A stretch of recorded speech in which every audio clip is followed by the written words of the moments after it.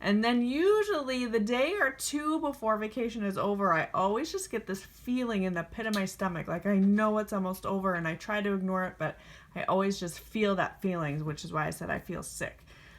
Because I know it's almost over and I'm not good at goodbyes. But when I was little, my brothers went away to school and every time they left, I always cried. And now even as an adult, I try not to, but sometimes I still do because I just love them so much and goodbyes are just hard for me. I'm just kind of a softie that way.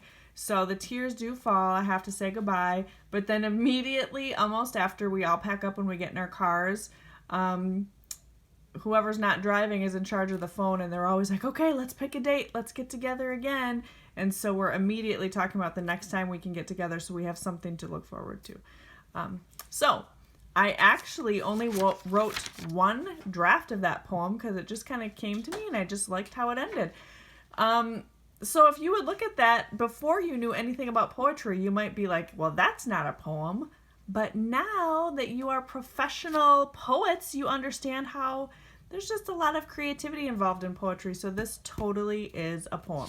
So those are just two little examples of free verse poem that I wrote. So what I want you to do is just do a little bit more practice today. Get out your poetry journal and actually you're going to turn way to the back to page 40. And you can cross off personification poem. Just cross that off totally or leave it. I don't care. And I would write a title for your poem right here along with an illustration, and then you can write it here. Now, if this is not enough space, if you want a lot more room because your poem kind of just requires that space, go ahead and write it on the back. Oh, you can see I did a little color testing there. Write it on the back, and you can illustrate it on the top or on the bottom or however you want to. I am so excited to see another free verse poem from you.